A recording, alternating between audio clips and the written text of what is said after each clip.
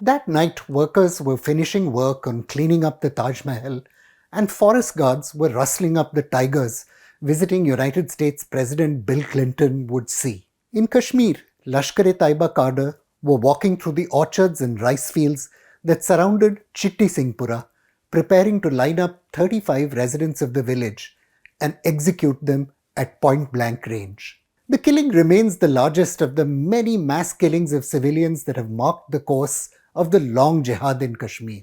25 years now after the 20th March 2000 massacre of Chittisinghpora's Sikh residents, the only witness to what happened in the village is the crumbling white wall the bullet slammed into, each bullet hole carefully circled in yellow paint to distinguish them from the damage caused by the weather and by time. As India mourns the slaughter of the 26 tourists at the Basira meadow, the largest mass killing since Chittisinghpora, the forgotten tragedy holds important lessons. Like in 2000, political leaders have vowed to track down the perpetrators and punish them.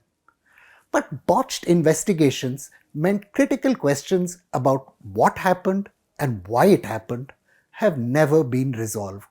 Two of the terrorists held on charges of being responsible for the Chittisinghpora massacre were actually escorted across the border into Pakistan in 2015 after being acquitted of all charges by a Delhi court. The Lashkar jihadist who is believed to have led the killing team, Muzammil Bhatt, went on to train the men who carried out the carnage in Mumbai on 26/11, according to the testimony of incarcerated perpetrator David Headley. 5 villagers kidnapped from the nearby mountains, the Central Bureau of Investigation later alleged, were also shot to death in a staged encounter by troops of the 7 Rashtriya Rifles and passed off as Lashkar terrorists responsible for Chittisinghpora.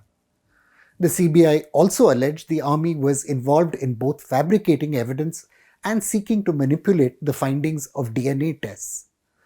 The government denied sanction to prosecute the accused officers in a civilian court. Later, the Indian Army shut down internal legal proceedings, saying there was inadequate evidence. From the outset, police investigators handling the Chittisinghpora case faced a critical problem. There were no real witnesses. The killers had arrived in combat fatigues, many of them with their faces masked. Local residents initially assumed they were troops of the 7 Rashtriya Rifles searching for terrorists. The terrorists had also gone to some length to strengthen that impression, with some daubing their face in holy colours and one conspicuously drinking from a bottle of rum. 2 groups of men were lined up, one outside the Singh Sabha Samandri Hall Gurdwara and another at the Shaukin Mohalla Gurdwara, 100 meters or so down the road. The 2 groups were asked to produce identification, just like has now happened. Few thought anything unusual was happening at that stage. Arvind Singh, who was watching television at home when the men in uniform arrived and survived because he did not leave his house, thought it was a routine counter-terrorism sweep. Terrorists used to come home to the village regularly, he said at the time. The army used to patrol the village but had never carried out searches or interrogations, so the terrorists often used to stay here. Less than 3 weeks before the killings, a Lashkar unit, also dressed in combat fatigues, had spent an entire afternoon watching children in the village play cricket. This time, though, things were different.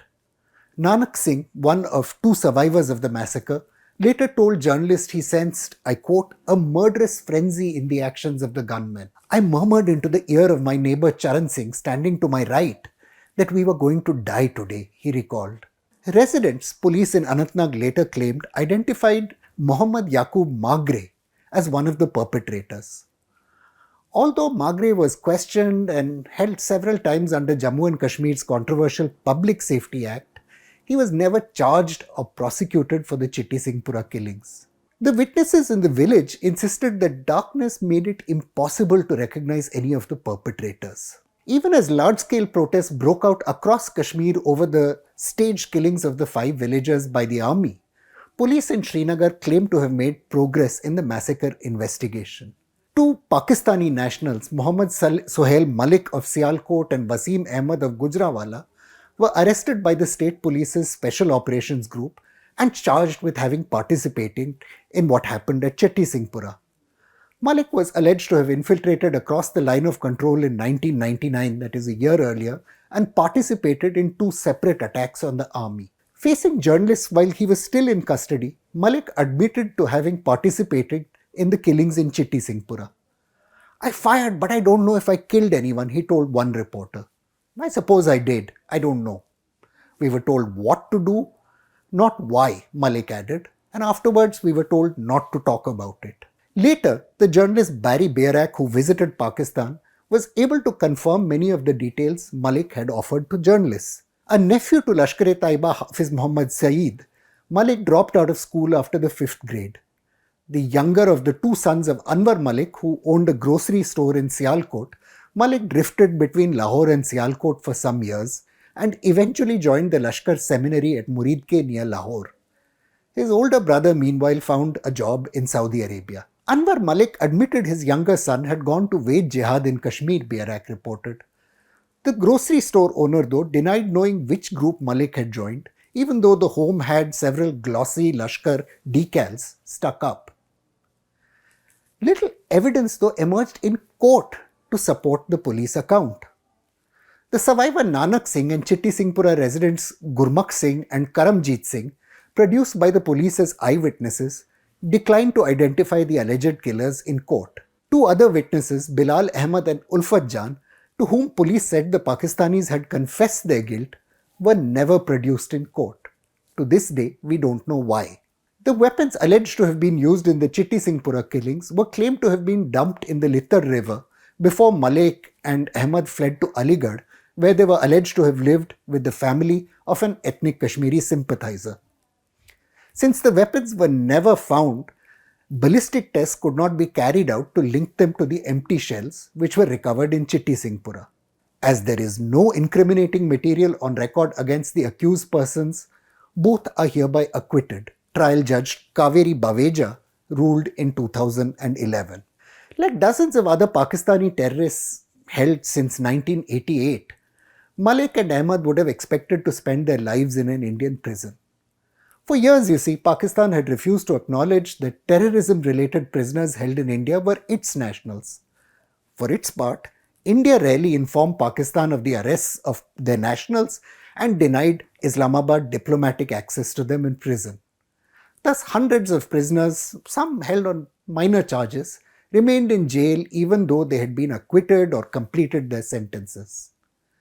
Then, in 2003, Prime Minister Atal Bihari Vajpayee and President Pervez Musharraf initiated a dialogue which led to a ceasefire on the line of control and a commitment to end cross-border terrorism. The dialogue also opened a path home for Pakistani prisoners, which was one of a series of confidence-building measures between the two countries.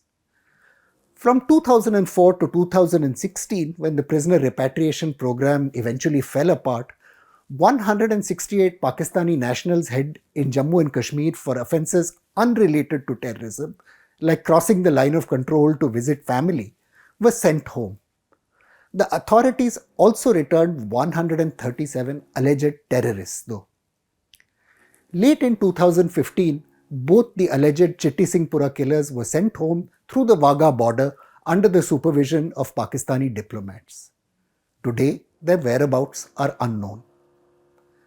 The other prisoners who returned to Pakistan included Nasrullah Mansoor Langrial, the co-founder of the Harkatul Jihad-e-Islami and close associate of Jaish-e-Mohammed chief Masood Azhar Alvi. Langrial was not convicted of any terrorism charges and was returned home to Gujranwala in 2011. Following his return to Pakistan, he married and disappeared from public view. For the most part, the terrorists who were released were convicted only of immigration-related charges but not violent crimes. Raja Kifayat Ali, held in June 2010 allegedly in possession of a bag full of ammunition, was acquitted by a trial court in Srinagar and repatriated home the following year. Shahnawaz Malik, arrested near the line of control in Handwada in September 1998 after an encounter with the Indian Army, served 10 years in prison but again was repatriated without being convicted. Karachi resident Tanveer Ahmad Tanawali, among the last to be repatriated, spent 10 years after being arrested while crossing the line of control in November 2009. He was sentenced to 6 years in prison and a fine of 1,000 rupees. The villagers of Chittisinghpora today continue to insist they do not know who their killers were. They're debating whether it is for the greater good of the village to lie to you, a visiting journalist translator whispered in his ear soon after the massacre. And if so, what are the right lies to tell? It's a matter of survival. I'm Praveen Swami and I'm a contributing editor to ThePrint.